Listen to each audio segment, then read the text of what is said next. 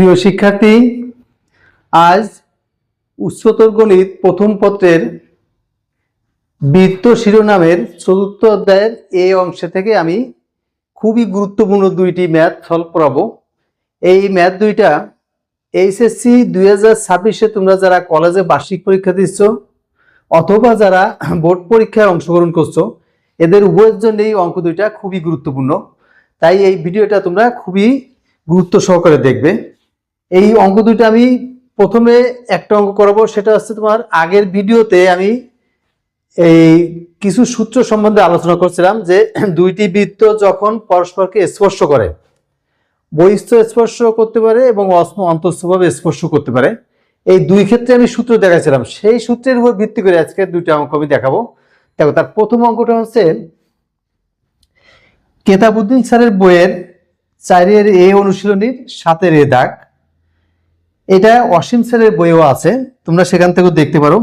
তাও বই দেখা লাগবে না, আমি এখান থেকে অঙ্কটা সলভ করে দিচ্ছি, তোমরা এখান থেকে বুঝে নেবে। প্রশ্নটা বলছে এরূপ দুইটি বৃত্তের সমীকরণ নির্ণয় করো যাদের প্রত্যেকটির কেন্দ্র 3-4। মানে আমরা যে বৃত্ত নির্ণয় করব তাদের প্রত্যেকটির কেন্দ্র হবে 3-4, তার মানে নির্ণয় বৃত্তের কেন্দ্র বলে দেওয়া আছে, এবং যারা x² + y² = 9 বৃত্তকে স্পর্শ করে। তাহলে এখন নির্ণয় বৃত্তের কেন্দ্র দেওয়া আছে 3-4। আমরা বৃত্তের সমীকরণ নির্ণয় করতে কি কি লাগে? আমাদের কেন্দ্র লাগে আর হচ্ছে ব্যাসার্ধ লাগে। তাহলে নির্ণয় বৃত্তের কেন্দ্র আছে, আমি ব্যাসার্ধ ধরে নেই। তাহলে আমরা শুরু করি। দেখো,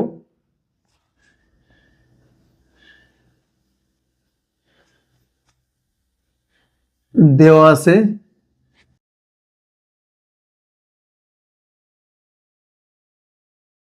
প্রদত্ত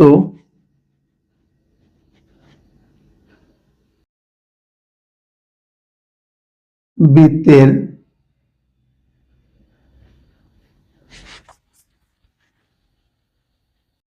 সমীকরণ x² + y² = 9, এটা দেওয়া আছে আমাদের। তাহলে এই বৃত্তের কেন্দ্র কত হবে? এর কেন্দ্র হবে, আমরা জানি যে বৃত্তের কেন্দ্র 0 0 অর্থাৎ কেন্দ্র মূলবিন্দু এবং ব্যাসার্ধ r, তার সমীকরণ কি লিখি? x² + y² = r²। সেই সমীকরণের সাথে তুলনা করে কেন্দ্র আমরা এটা ধরে নেই C1, এর স্থানাঙ্ক হবে কত? 0, 0, এবং ব্যাসার্ধ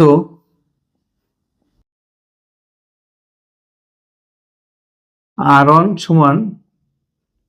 3। 9 মানে হচ্ছে 3², r1 = 3। তাহলে আমি প্রদত্ত বৃত্তের কেন্দ্র দেওয়া আছে 0 0 আর ব্যাসার্ধ দেওয়া আছে 3। আর নির্ণয় বৃত্তের কি কি দেওয়া আছে দেখো,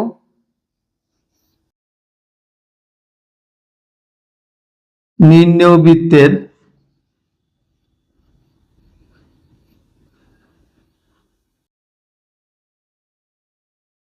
কেন্দ্র আছে, এটা C2 ধরে নেই, এটা দেওয়া আছে 3,4, কিন্তু এর ব্যাসার্ধ দেওয়া নেই। তাহলে আমাদের নতুন যে বৃত্তটা নির্ণয় করব তার কেন্দ্র আছে, এখন ব্যাসার্ধ নির্ণয় করতে হবে আমাদের, তাহলে আমরা বৃত্তের সমীকরণ নির্ণয় করতে পারবো।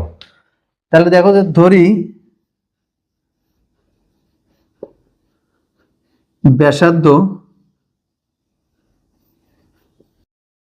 = r2। তাহলে এখানে খেয়াল করো, আমাদের প্রথম বৃত্তের কেন্দ্র ব্যাসার্ধ, দ্বিতীয় বৃত্তের কেন্দ্র ব্যাসার্ধ।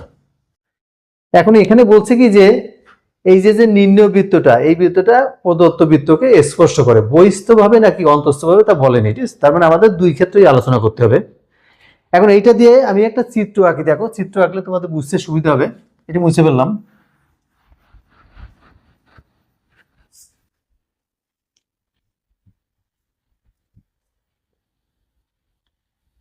দেখো, প্রদত্ত বৃত্ত ধরে নিচ্ছি আমরা এইটা, এবং এর কেন্দ্র হচ্ছে C1, যার স্থানাঙ্ক 0, 0। এইটা হচ্ছে প্রদত্ত বৃত্ত।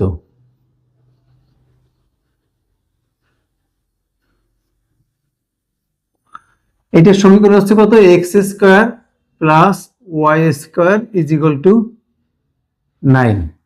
এসআই বৃত্তের সমীকরণ। তাহলে আজ যে বৃত্তটা নির্ণয় করব সেটা কিন্তু এই আমি বহিস্থভাবে আঁকলাম, মানে এই যে শুধু বহিস্থ তা না, বহিস্থ হতে পারে, অন্তস্থ হতে পারে। তাই বহিস্থটা দেখে আমি তোমাদের বোঝাচ্ছি। দেখো, যেটা নির্ণয় করব সেটা হচ্ছে তোমার কেন্দ্র হচ্ছে C2, এর কেন্দ্রের স্থানাঙ্ক দেওয়া আছে 3,4, আর এটা হচ্ছে নির্ণয় বৃত্ত।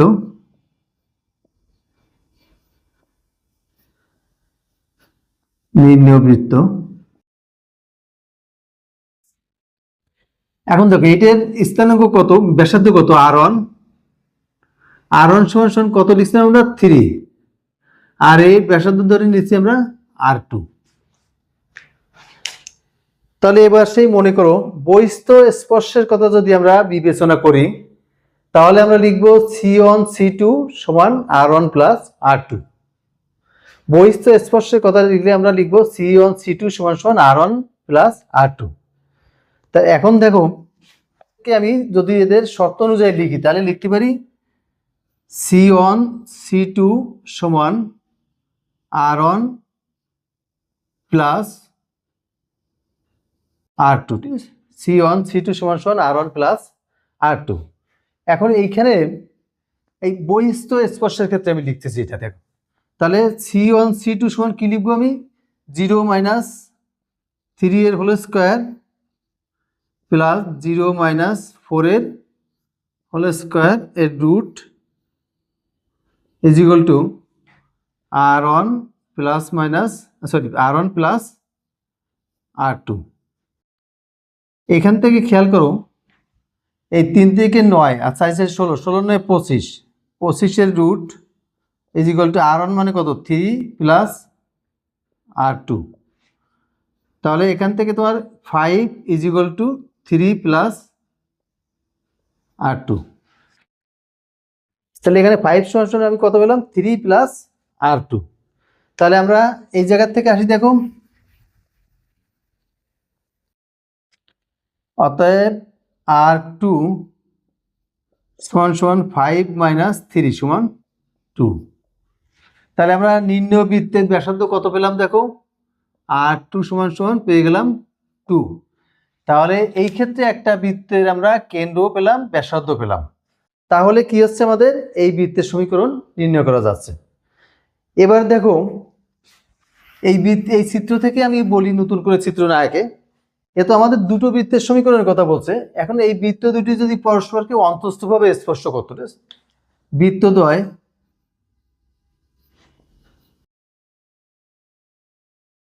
অন্তস্থভাবে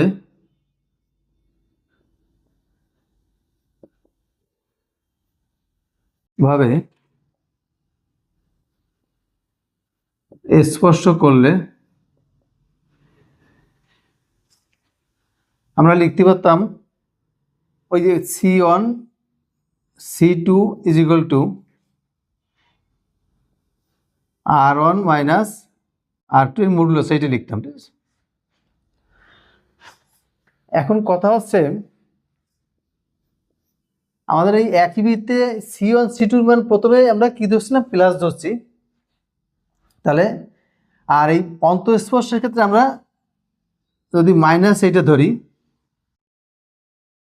তাহলে দেখো এখানে কত হচ্ছে R1 এর মান হচ্ছে কত 3 মাইনাস R2। অতএব R2 সমান কত আসবে 3 প্লাস 5 সমান 8। তাহলে দ্বিতীয় বৃত্তের ক্ষেত্রে যখন অন্তঃস্পর্শ হলো তখন হচ্ছে তোমার ব্যাসার্ধ হচ্ছে, দ্বিতীয়টাকে ব্যাসার্ধ পাচ্ছি আমরা 8, আর বহিঃস্পর্শের ক্ষেত্রে দ্বিতীয়টা ব্যাসার্ধ পেলাম 2। তাহলে এই ক্ষেত্রে আমরা দুটো বৃত্ত পাবো, যেহেতু তোমার ব্যাসার্ধ দুটো হয়ে গেছে। তাহলে দেখো নতুন বৃত্তের সমীকরণ,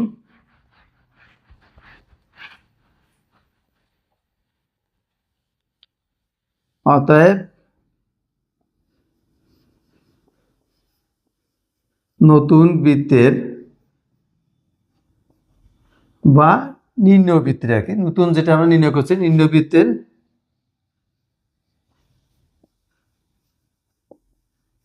সমীকরণ x মাইনাস 3 এর whole square plus y minus 4 এর হোল স্কোয়ার সমান সমান 2a স্কোয়ার। এখানে আমি এইটারে সরল করিনি, তোমরা নিজেরা খাতায় করে নেবা। আমি বেশি করলে ভিডিও বড় হয়ে যাবে, তোমাদের এমবি বেশি খরচ হবে। এবং এক্স মাইনাস 3 এর whole square plus y minus 4 এর whole square is equal to 8 square. এইটা তোমরা সরল করে নিবা, সরল করে যা হবে সেইটা আনসার।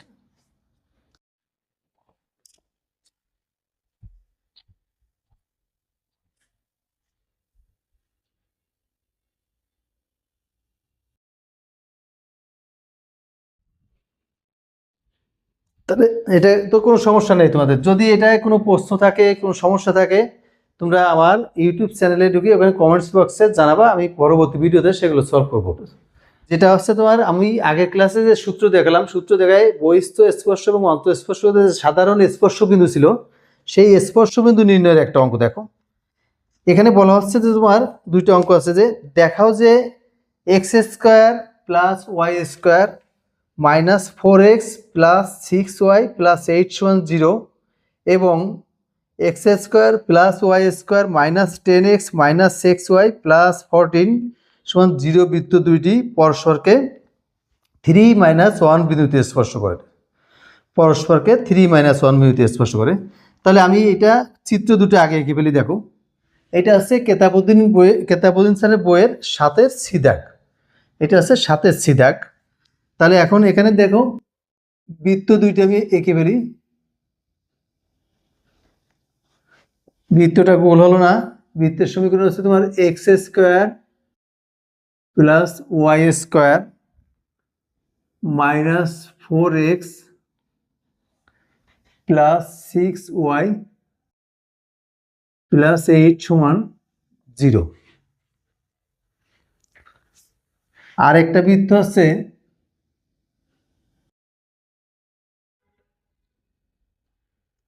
আর একটা বৃত্তের সমীকরণ হচ্ছে তোমার x square plus y square minus 10x minus 6y plus 14 is equal to 0। প্রশ্নে জানতে চেয়েছে এই যে সাধারণ স্পর্শ, যে জায়গায় স্পর্শ করছে, এই স্পর্শ বিন্দুর স্থানাঙ্ক আমাদের দেখাতে হবে 3, এটা নির্ণয় করতে হবে। তা এখন এইটা নির্ণয় করতে গেলে আমাদের এই বৃত্তের কেন্দ্র লাগবে, আর এই বৃত্তের কেন্দ্র লাগবে এবং এদের ব্যাসার্ধ লাগবে, ঠিক আছে? তা এইটি মনে করো তোমার C1 আর এইটি মনে করো C2।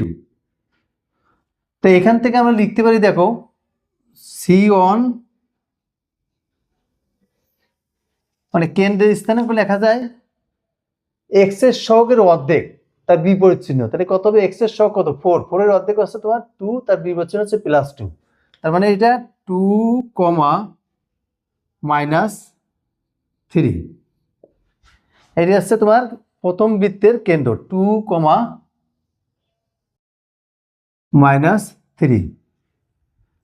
আর এই ক্ষেত্রে ব্যাসার্ধ হচ্ছে নির্ণয় করে বলি আমরা R1 = √(g² + f² - 3)। g হচ্ছে কত? -2। দেখো এইটি হচ্ছে -g এর মান, আর এইটা হচ্ছে -f এর মান। তাহলে -g এর মান যদি 2 হয়, তাহলে g এর মান কত হবে? -2। আবার -f এর মান যদি তোমার -3 হয়, তাহলে f এর মান কত হবে? 3। g² + f² - c, -c মানে -8। এটার মান আসছে কত? 4 + 9 - 8। তাহলে 3 থেকে 9 আছে 13, থেকে 8 গেলে তাই কত? একত্রে √5। তার মানে এই বৃত্তের ব্যাসার্ধ কত হলো? √5। দেখো একটু বুঝতে সমস্যা আছে কিনা।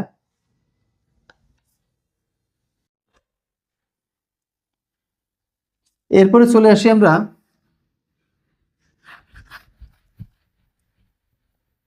দ্বিতীয় বৃত্তের ক্ষেত্রে। দেখো দ্বিতীয় বৃত্তের ক্ষেত্রে দেখি আমরা C2, কেন্দ্র হচ্ছে C2, তাহলে কত আসবে? এক্স এর সহগ হচ্ছে -10, এর অর্ধেক হচ্ছে -5, তার বিপরীত চিহ্ন হচ্ছে +5, 5, এটা হচ্ছে 3, এবং ব্যাসার্ধ R2, মানে আগেরটা আমরা R1 ধরছি, R2 সমান সমান জি স্কোয়ার, মানে -5 এর হোল স্কোয়ার আমি একবারে করে দিচ্ছি, +25 প্লাস এফ স্কোয়ার, এফ মানে হচ্ছে -3, এটা হচ্ছে -7 এর মানে, এফ এর মানে হচ্ছে -3, 3 থেকে 9 মাইনাস সি, সি মানে এখানে এই 14, তাহলে 25 আর 9 34 বিয়োগ 14 মানে 20 √20 সমান 2√5, তাহলে এই ব্যাসার্ধ হচ্ছে কত, 2√5। তাহলে বৃত্তের কেন্দ্র দুটো আমরা এটি কত কত পেলাম, 5,3, আর আছে এখানে এইটা ব্যাসার্ধ √5 আর এটি ব্যাসার্ধ হচ্ছে 2√5। তা এখন আমরা এই স্পর্শ বিন্দু নির্ণয় করতে হবে। দেখো স্পর্শ বিন্দু নির্ণয় করব, তাহলে এখানে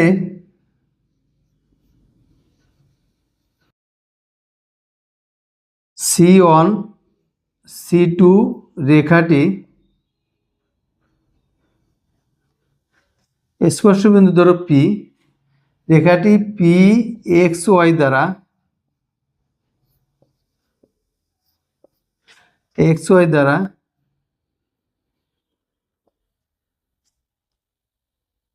√5:2√5 বা √5 বাজা বা 1:2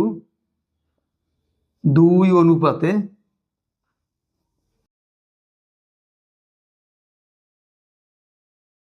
অন্তর্বিভক্ত হয়, অন্তর্বিভক্ত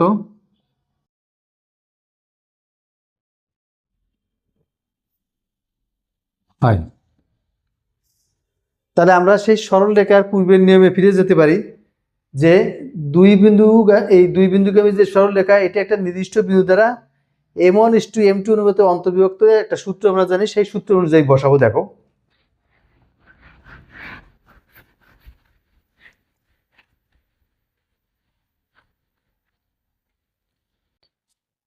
অতএব এই বিভাজন বিন্দুর ভুজ x সমান সমান M1x2 প্লাস M2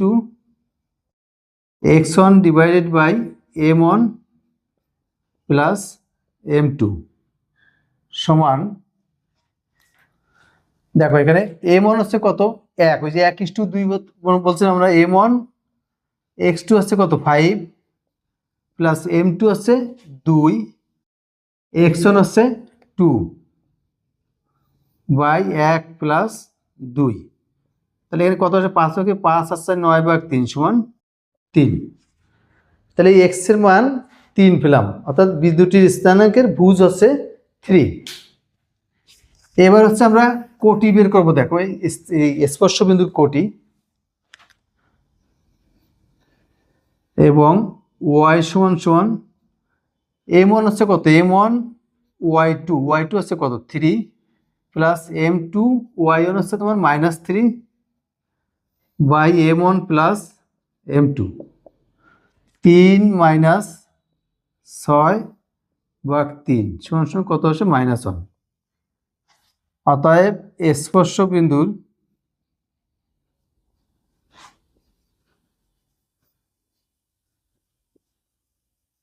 স্থানাঙ্ক 3, -1 প্রমাণিত, মানে দেখাতে বলছে।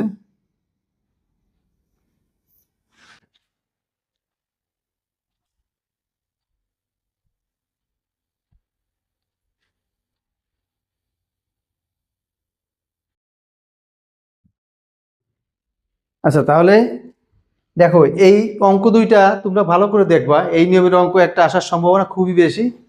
যাই হোক, তোমরা এই ভিডিওটি দেখে অঙ্ক দুটো ভালো করে সলভ করবা। আর আমি হচ্ছে তোমাদের প্রতিটা চ্যাপ্টারের বেসিক এবং চ্যাপ্টারের যে ইম্পর্ট্যান্ট অঙ্ক, এগুলো আমি তোমাদের ফ্রি ক্লাসে দিয়ে দিচ্ছি।